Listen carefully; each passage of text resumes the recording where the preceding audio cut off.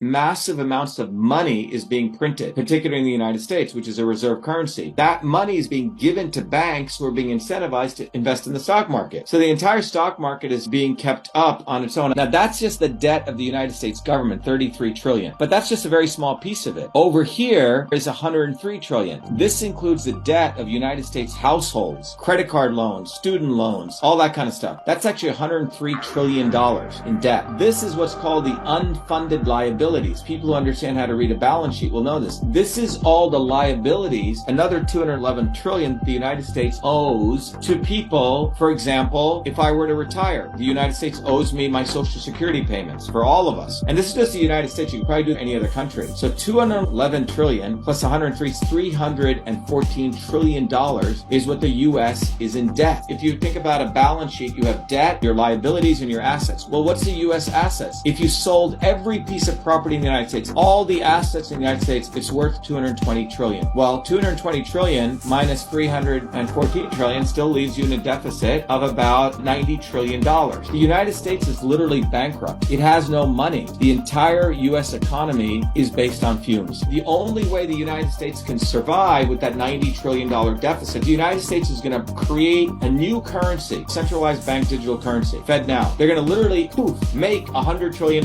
It's not the U.S. dollar, it's something else. And then they're going to take that $100 trillion and they're going to pay down the national debt using about 30 trillion. And the remaining 70 trillion, in order to balance the sheet, they're going to tell every American that all your assets are worth 3 cents on the dollar. So if you own a piece of real estate that's worth $100,000, overnight it's going to only be worth $30,000. The day of reckoning is going to come. When this happens, either there's going to be massive civil war in the United States when people realize, wow, these people fucked us. Most of them were the Zionists. They're going to go after them. If there's a movement, we can mobilize that anger. And if there's not a movement, you can head into the dark ages. The certain set of people will go into their underground bunkers, launch nukes to protect themselves, unleash police to butcher people, and it'll be global. If there's a movement, you can take all that anger and you can say, this is what needs to be done now. So we're creating a movement, and there's history which is moving in its direction. Now history, and if that movement converge, you can create a new world. But without a movement and history happening, there's nothing. You still have to build a movement. What we are doing here is being highly conscious at a meta level of what's going on and recognizing we have no choice but to build a profound movement, which is founded on a strong foundation of human beings who are not wackadoodle. We're not one day, oh, well, let's go vote for Trump. Let's go vote for Bernie. They actually are self-reflective, who think about, wow, you know what? I fucked up when I supported booby fucking Kennedy. I realized this. And now we have to understand why I did that and what is the real underpinnings of building a movement. That's the knowledge. Then I'm going to commune with other people, and it's global. We're no longer in just the United States. And then I have to realize I have to grow this movement. It is a process. It is not saying that it's like some Armageddon. Our movement has to build, and history will create that opportunity where the movement and history meet. We need to build a bottoms-up movement. Go to ShivaForPresident.com and volunteer.